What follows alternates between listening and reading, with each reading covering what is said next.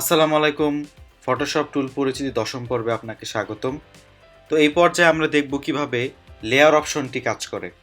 এটি খুবই গুরুত্বপূর্ণ একটি অপশন এবং টুল বলতে পারেন। এই লেয়ার অপশন দিয়ে আমরা কিভাবে কাজ করব বা আমাদের কাজের কি সহযোগিতা হবে, আমরা কিভাবে লেয়ার মেনটেন করব, কি ধরনের লেয়ার রয়েছে, এই পর্বে আমরা সেগুলো দেখব। তো চলুন আমি প্রথমে একটি ফাইল তৈরি করি। ফাইল নামে আমি একটি ছবি ওপেন করি। তো আমি ফাইল থেকে ওপেনে গিয়ে আমি একটি ছবি ওপেন করছি। আমি ধরেন ফল টল অনেক কিছু ফ্রুটস এখানে দেখা যাচ্ছে, এরকম একটা ছবি আমি এখানে ওপেন করলাম। তো একটা কথা আমাদের মাথায় রাখতে হবে, লেয়ার আসলে বাংলা কি, একটু সহজে বোঝার চেষ্টা করি। এটা আসলে খুবই একটা বেসমেন্ট ফটোশপের, তো আমি এই জন্য একটু বেশি কথা বলবো এখানে। অ্যাকচুয়ালি লেয়ার মানে কি? লেয়ার মানে হচ্ছে পরত, একটি একটি পর্ব বা একটা যেমন একটা বইয়ের কিন্তু একটা পাতার পরে আরেকটা পাতা, তারপরে আরেকটা পাতা, তারপরে আরেকটা পাতা, এইভাবে একটা পাতার পর আরেকটা পাতা আসে, রাইট? সো প্রত্যেকটা পাতার কিন্তু একটা পজিশন থাকে, একটা একটা স্থান থাকে, একটা অর্ডার থাকে। এইটাই আমাদের এখানে মেনটেন করতে হবে বা আমাদের এখানে করতে হবে। যেমন ধরেন আমি একটা ছবি ওপেন করলাম, এইটা কয়টা লেয়ার? এটা একটাই লেয়ার। এখানে তো একটাই পরত বা একটাই পর্ব বা একটাই পজিশন বা একটাই অর্ডার, রাইট? সো যার জন্য আমি দেখতে পাচ্ছি ছবিটা যখন আমি ওপেন করলাম, আমি এখানে জাস্ট একটা লেয়ার দেখতে পাচ্ছি, এই যে ব্যাকগ্রাউন্ড, এটা লক করা, ডান পাশে আমরা ক্লিক করলে আনলক হয়ে যাবে। আর বাম পাশে এখানে দেখতে পাচ্ছি আইটা ক্লোজ করলে হাইড হয়ে যাবে, আইটা ক্লোজ করলে অন করলে আবার দেখা যাবে। এটা যেহেতু লক করা, এই জন্য আই এখন কাজ করছে না। সো এখন আমি যদি এইটাকে কপি করতে চাই, ধরেন আমি এই ছবিটাকে আমি আরও কপি করব, ধরেন আমি এই ছবিটাকে আরেকটা লেয়ার হিসেবে কপি করে নিচ্ছি। সেক্ষেত্রে ধরেন আমি কি করব, আমি ধরেন কন্ট্রোল জে প্রেস করলাম, করার পর কি হলো, এই ছবিটা আরেকটা কপি হয়ে গেল। আমরা দেখতে পাচ্ছি লেয়ারে আরেকটা লেয়ার তৈরি হয়ে গেছে। আগেরটা ছিল ব্যাকগ্রাউন্ড, এখন নতুন যে লেয়ারটি তৈরি হয়েছে সেটি হচ্ছে লেয়ার 1। আমরা দেখতে পাচ্ছি সেম ছবিটাই পরবর্তীতে আবার চলে আসছে এখানে। তো এইটা লেয়ার 1, আরেকটা লেয়ার হয়ে গেল। তো এখন কিন্তু এখানে দুইটা, আমি এখন মুভ টুল সিলেক্ট করে আমি যদি ড্র্যাগ করে দেখতে পারি, উপরে আরেকটা সেম জিনিস আরেকটা কপি হয়ে আরেকটা লেয়ার চলে আসলো। সো এইভাবে অ্যাকচুয়ালি লেয়ার কাজ করে, একটার উপর আরেকটা। এখন ধরেন আমি এর উপরে আরেকটা শেপ তৈরি করব। সাপোজ আমি এখানে রেক্টেঙ্গল সিলেক্ট করে আমি এখানে ড্র্যাগ করে একটি রেক্টেঙ্গল নিয়ে নিলাম। ওকে, জাস্ট সিম্পলি আমি ড্র্যাগ করে একটা র্যান্ডম সাইজের একটা রেক্টেঙ্গল আমি এখানে পিক করলাম। ওকে, এখন আমরা দেখতে পাচ্ছি যে এই যে রেক্টেঙ্গলটা নেওয়ার পরে এখানে আরেকটা অটোমেটিক্যালি, আমি কিন্তু লেয়ার নেওয়ার কোনো কমান্ড দিই নেই বা এখনো বলি নাই যে আরেকটা লেয়ার নাও, সে অটোমেটিক্যালি একটা লেয়ার তৈরি করে ফেলছে এবং নিয়ে ফেলছে। এবং মোস্ট ইম্পর্টেন্টলি সেই লেয়ারটি উপরে। লেয়ারের বিষয়টি হচ্ছে যখন যেটা উপরে থাকবে আমরা এটা উপরে দেখতে পাচ্ছি সবার উপরে, দ্যাট মিন্স ও এখানেও সবার উপরে, এই যে। কিন্তু আমি যদি একটু নিচে নামায় দিই, ধরেন এই যে আমার second layer, that means layer 1, এটার নিচে নামায় দিই, তাহলে কি হবে বলেন তো? দেখি কি হয়। আমি এটাকে ড্র্যাগ করে এভাবে নিচে নামায় দিলাম। এখন কিন্তু এই রেক্টেঙ্গলটা আমরা দেখতে পাচ্ছি না, রাইট? কারণ তার আগের লেয়ার 1টি উপরে চলে আসছে। আমি লেয়ার 1 সিলেক্ট করে ড্র্যাগ করে সরাই, দেখেন ওই যে পিছনে সেই রেক্টেঙ্গলটা। সো আমরা ইজিলি বুঝতে পারতেছি যে একটা লেয়ার আর একটা লেয়ারের পিছনে দেওয়া যায়, ওই লেয়ার থেকে উপরে। এখন আমি চাচ্ছি আবার রেক্টেঙ্গলটি উপরে আসুক, আমি ড্র্যাগ করে উপরে নিয়ে আসলাম, ফাইন, চলে আসলো। So that's it. এইভাবে অর্ডারটা আমি চেঞ্জ করতে পারবো। ধরেন 5টা কাগজ আমি রাখছি, 5টা কাগজের 3 নাম্বার যে কাগজ সেটাকে আমি 1 নাম্বারে নিয়ে আসবো। কি করতে হবে বলেন তো? সিম্পলি আমরা 3 নাম্বার কাগজটাকে বের করে উপরে রাখবো, তাহলে সেটা সবার উপরে থাকবে, তাই না? আবার 1 নাম্বার যে কাগজটা আছে ওই কাগজটাকে আমি সবার নিচে নিয়ে যাব। কি করব আমি? সিম্পলি 1 নাম্বার কাগজটাকে সবার নিচে রেখে দিলে হয়ে যাবে, সবার নিচে চলে যাবে। 2 নাম্বার কাগজটা তখন 1 নাম্বার কাগজ হয়ে যাবে। সিম্পলি এইখানেও তাই হচ্ছে। প্র্যাকটিক্যাল লাইফে আমি যেভাবে কাগজের এক্সাম্পল দিলাম, এখানেও তাই হচ্ছে। ওকে, কিন্তু আচ্ছা, আমরা অর্ডারটা বুঝলাম, এইটা আমরা উপর নিচে করলে এভাবে আমরা চেঞ্জ করতে পারতেছি আমাদের প্রয়োজন মতো, লেয়ার প্রয়োজন মতো। আমি আরেকটা পলিগন টুল নিয়ে দেখাই। হ্যাঁ, আমি আরেকটা পলিগন টুল নিলাম, এটার কালার দিলাম আমি ধরেন আপনাদের ফেভারিট পিঙ্ক কালার। সো আমি পিঙ্ক কালার একটা পলিগন নিয়ে এখানে পিঙ্ক কালারের একটা সাইজ দিচ্ছি, এখানে ধরেন 600, এখানে দিলাম 600। ওকে দিলাম। একটা আমার সাইড যেহেতু 3টা ছিল, সেই তো একটা ট্রায়াঙ্গেল চলে আসছে। ওকে, নো প্রবলেম, ট্রায়াঙ্গেল আসুক। আমি ট্রায়াঙ্গেলটাকে উপরে দিলাম। সো এখন আমরা দেখতে পাচ্ছি অর্ডার, ট্রায়াঙ্গেলটা সবার উপরে, এই জন্য আমি সব কিছুর উপরে ট্রায়াঙ্গেলটা দেখতে পাচ্ছি। আমি যদি নিচে নামাই দিতাম, এখন উপরে রেক্টাঙ্গেল, আমি যদি আরো নিচে নামাই দিতাম, এখন এই ছবির পিছনে চলে গেছে। সো এইভাবে হচ্ছে লেয়ার কাজ করে, এইভাবে একটার উপর এক, মানে একটা কিভাবে অর্ডার করবেন, একটার উপর একটা কিভাবে প্লেস করবেন, জাস্ট এই ডান পাশ থেকে লেয়ার সিলেক্ট করতে হবে। আরেকটা বিষয় হচ্ছে, এটা আপনারা যারা প্রথম একদম, তাদের এই বেশি সমস্যাটা বেশি হবে। আপনি অনেক সময় একটা জিনিস ধরে মুভ করবেন, সাপোজ এখানে আপনি এই রেড শেপটা, ট্রায়াঙ্গেলটা ধরে মুভ করতেছেন, দেখেন ট্রায়াঙ্গেল মুভ হচ্ছে না, আজব তাই না? কারণ কি? কারণ হচ্ছে আপনি এই রেড রেক্টেঙ্গলটা আপনি সিলেক্ট করে রাখছেন এখানে লেয়ারে। এখন আপনি যদি ট্রায়াঙ্গেলে সিলেক্ট করে মুভ করেন, এই রেক্টেঙ্গলটা মুভ হবে না। কি করতে হবে? এই ট্রায়াঙ্গেলের লেয়ারটাকে আমার সিলেক্ট করতে হবে, করে তারপর এটা মুভ করতে হবে। As simple as that. Just আমি যখন, মানে হিসাবটা হচ্ছে আমি যখন যে লেয়ারে কাজ করব সেই লেয়ারটা সিলেক্টেড থাকতে হবে, দ্যাটস ইট, সিম্পল। এটা ইলাস্ট্রেটরে আমাদের করতে হয় নাই, এটা আপনারা হয়তো বলতে পারেন হ্যাঁ ট্রু, ইলাস্ট্রেটরে করতে হয় না, আমার যখন যেটা মন চাইছে আমি ধরছি। সেটা এখানেও করা যায়, আপনি চাইলে যে এখানে অটো সিলেক্ট যদি দিয়ে দেন, আপনি যেটা খুশি ধরতে পারবেন। এখন আমার এই যে ইমেজের লেয়ার সিলেক্ট করা, রাইট, বাট আমি পলিগনও সিলেক্ট, এই ট্রায়াঙ্গেলও সিলেক্ট করতে পারবো, দেখেন সি, আমি এটাও মুভ করতে পারতেছি। তারপরে রেক্টেঙ্গল দেখেন, সি, আমি রেক্টেঙ্গলটাও মুভ করে ফেলতে পারতেছি। জাস্ট আমি এখানে অটো সিলেক্টটা দিয়ে রেখেছি, কিন্তু আমি সাজেস্ট করব ফটোশপে একটু ডিফারেন্ট ওয়েতে কাজ করেন, অটো সিলেক্টটা দিয়েন না, লেয়ার মেনটেন করে কাজ করা উচিত। আমি এটা করি পার্সোনালি, এতে করে আমার লেয়ারগুলো আমার অর্ডারে থাকে, আমি বুঝতে পারি আমি কোন লেয়ারটা কাজ করতেছি, আমি বুঝতে পারি আমার কোন লেয়ারটা কাজ করতে হবে, আমি অর্ডারটা মেনটেন করতে পারি। ওকে, আচ্ছা, এবার লাস্ট থিং অ্যাবাউট লেয়ার, সেটা হচ্ছে যে আমরা লেয়ারে কিছু সাইন দেখতে পাচ্ছি। যেমন এখানে দুইটা শেপ তৈরি করেছি, শেপ তৈরি করার কারণে এখানে নিচে স্কোয়ার একটা সাইন দেখতে পাচ্ছি, এখানে নিচে স্কোয়ার একটা সাইন দেখতে পাচ্ছি। এই টাইপের, এটা এক ধরনের টাইপ, এইটা এক ধরনের টাইপ লেয়ার। এই টাইপের লেয়ারগুলোকে বলে হচ্ছে শেপ লেয়ার বা ভেক্টর লেয়ারও বলতে পারেন। এ কারণে এগুলো আমি যত খুশি বড় ছোট করতে পারবো without losing it's quality. So আমি এটাকে শেপ লেয়ার বলতে পারি বা ভেক্টর লেয়ার বলতে পারি। ওকে, কিন্তু এই লেয়ারটা হচ্ছে রেস্টার লেয়ার, এটার মধ্যে কোনো সাইন নেই, তাই না? এটাকে বলা হচ্ছে রেস্টার লেয়ার। আচ্ছা, আরেকটা ফরম্যাটের লেয়ার আছে, সেটা আমি একটু আগে আমি উপরে দুইটাকে হাইড করে দিচ্ছি। সো আমি এবার এই লেয়ারটাকে আরেকটা কপি করব, কন্ট্রোল জে, কপি করলাম। কপি করে আমি এটাকে ওই ফরম্যাটে নিয়ে যাব। দেখেন আমি রাইট ক্লিক করে আমি এখানে যে কনভার্ট টু স্মার্ট অবজেক্ট, আমি স্মার্ট অবজেক্ট করে ফেললাম। দেখেন এখানে একটা সাইন চলে আসছে, রাইট?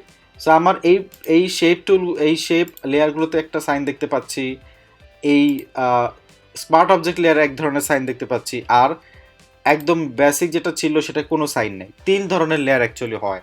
ওকে, সো আমরা এখন এইগুলোর পার্থক্য দেখি। প্রথম দুইটা তো আমরা বুঝতে পেরেছি, এগুলো শেপ বা কোনো অবজেক্ট তৈরি করলে বা ভেক্টর, এইগুলো হচ্ছে এইগুলো শেপ লেয়ার। এই স্মার্ট অবজেক্ট আর রেস্টার লেয়ারটা কি? সো আমি ধরেন এখানে সিম্পলি আমি স্মার্ট যে লেয়ারটি, স্মার্ট অবজেক্ট যে লেয়ারটি আমি এখানে রিনেম করে দিই। আমি লেয়ার 1 কপি আছে, আমি এটাকে ডাবল ক্লিক করলে রিনেম করতে পারবো। দেখেন স্মার্ট অবজেক্ট লেয়ার ডান। তারপরের যে লেয়ারটি আমি দেখতে পাচ্ছি সেটা হচ্ছে রেস্টার লেয়ার। আমি ডাবল ক্লিক করলাম, এখানে দিলাম ডান। এখন স্মার্ট অবজেক্ট লেয়ারটাকে আমি কন্ট্রোল টি দিয়ে সিলেক্ট করি, করে আমি শিফট ধরে একদম ছোট করে দিই। ওকে, এন্টার প্রেস করি। তারপরে সেম ভাবে রেস্টার লেয়ারটাকে কন্ট্রোল টি দিয়ে সিলেক্ট করে একদম ছোট করে দিই, ছোট করে উপরে কর্নারে রাখি, ডান। সো আমি এই দুইটাকে, আমি এবার ব্যাকগ্রাউন্ডটার এই ছবি মেইনটাকে হাইড করে দিই। সো আমি এই দুইটাকেই কি করলাম, একদম ছোট করে দিলাম।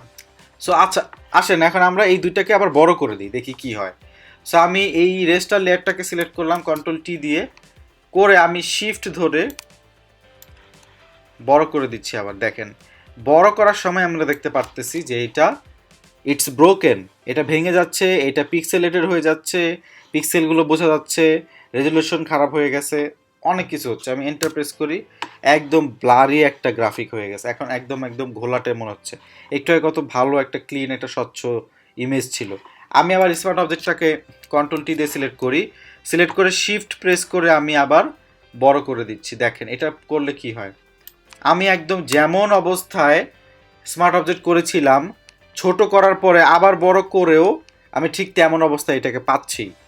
এর মানে হচ্ছে আমরা যে স্মার্ট অবজেক্ট লেয়ারটা তৈরি করলাম সেটা যেই অবস্থায় আমরা স্মার্ট অবজেক্ট করি, যে কোনো একটা গ্রাফিক, যে কোনো একটা ইমেজ আমরা যেই অবস্থায় থাকাকালীন সেটাকে স্মার্ট অবজেক্ট করব, সেটাকে বড় ছোট যতবার খুশি যা খুশি করি সেটা সেই কোয়ালিটিটা মেনটেন করবে। যে অবস্থায় তাকে আমরা স্মার্ট অবজেক্ট করবো, দ্যাট মিনস ওই অবস্থায় সে ওই স্ট্যাটাসে সে লকড। আমি তাকে ছোট করে আবার বড় করলেও সে ওই কোয়ালিটিটা শো করবে। কিন্তু রেস্টার গ্রাফিকের ক্ষেত্রে সেটা হবে না।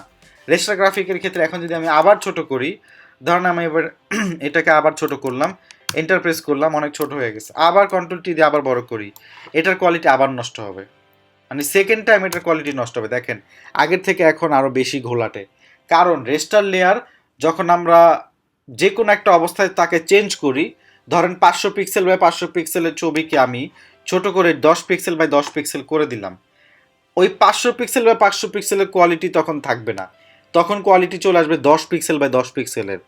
ওকে, কিন্তু আমি আবার 10 পিক্সেল বাই 10 পিক্সেলকে ওই ছবিটাকে যখন আবার বড় করে 500 পিক্সেল বাই 500 পিক্সেল করব, তখন কিন্তু সে আর সেই আগের 500 পিক্সেলের কোয়ালিটি দেখাতে পারবে না।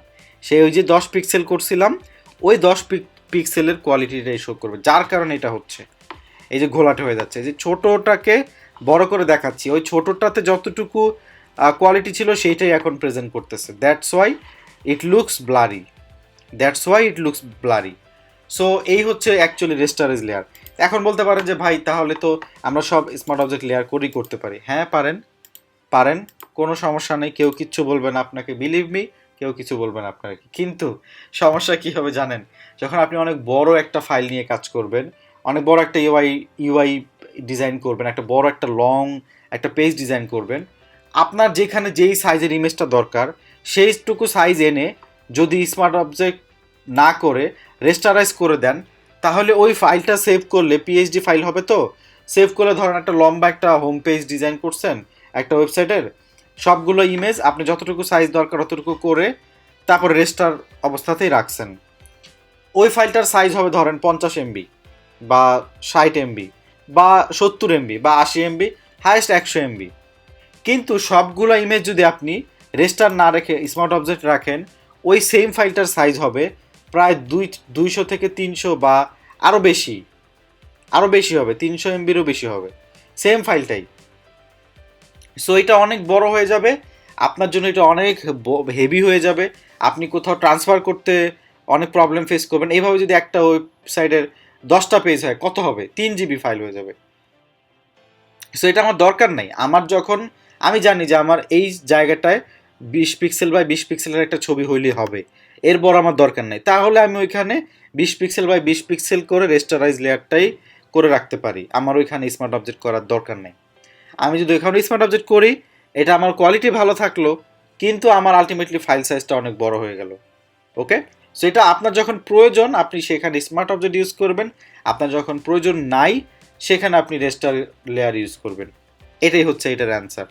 ওকে, সো আরও কিছু জিনিস আমরা দেখতে পারতেছি, যেমন এখানে আরও উপরে কিছু অপশন আমরা দেখতে পাচ্ছি, যেমন এই যে কালার মোড এখানে দেওয়া আছে। কালার মোডের ব্যাপারটা আমরা ইলাস্ট্রেটর থেকে দেখে আসতেছি, এখানে অনেকগুলো কালার মোড অ্যাপ্লাই করা। যেমন আমি এটাকে যদি মাল্টিপ্লাই করে দিই উপরেরটাকে, কি হয়ে গেছে দেখছেন, এই দেখেন অল্প যতটুকু সম্ভব সে দেখাচ্ছে, এর বাইরে কিন্তু সে দেখাচ্ছে না। এই যে কালারটাকে ব্লেন্ড করে ফেলতেছে, ধরুন আমি আমের উপরে রাখলাম, আমটা কিন্তু এখন আর হলুদ নাই, পিছনের কালারটাকে এই পিঙ্ক কালারটার সাথে ওটা মানে মিক্সড হয়ে যাচ্ছে, রেডে কোনো চেঞ্জ করতেছে না, কারণ রেডের সাথে এই পিঙ্ক কালারটা রেডই মনে হবে।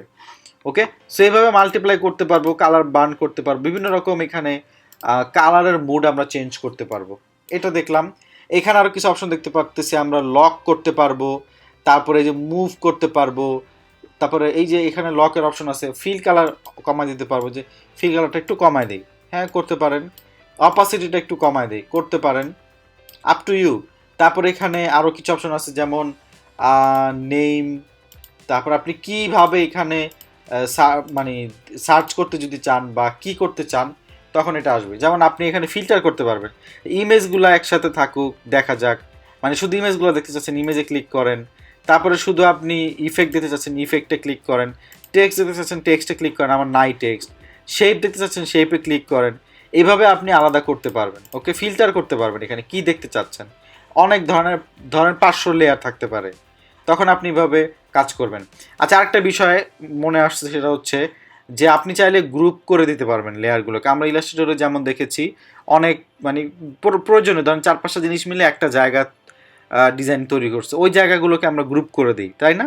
এইখানেও আমরা করতে পারবো। ধরেন আমি এই দুটো শেপকে সিলেক্ট করলাম, কন্ট্রোল ধরে সিলেক্ট করতে পারবো, এটা সিলেক্ট করে কন্ট্রোল ধরে এটা সিলেক্ট করলাম, করে আমি কন্ট্রোল জি কিবোর্ড থেকে কন্ট্রোল প্লাস জি, গ্রুপ হয়ে যাবে। আপনি চাইলে এই গ্রুপটাকে নাম দিতে পারবেন, ধরেন শেপস, ডান।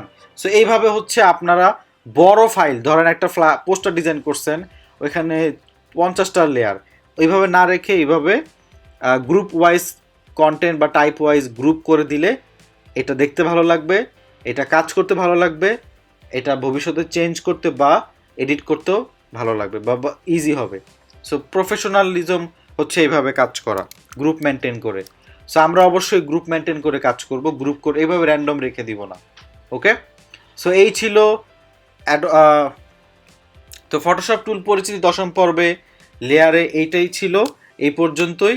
আপনারা এইভাবে লেয়ার নিয়ে বিভিন্ন রকম চেঞ্জ করবেন, দেখবেন কোনটা কি কাজ করে, কিভাবে লেয়ারগুলো নিয়ে কি কি করা যায়, কি কি ধরনের লেয়ার আমি তৈরি করলাম সেগুলো আপনারা তৈরি করবেন।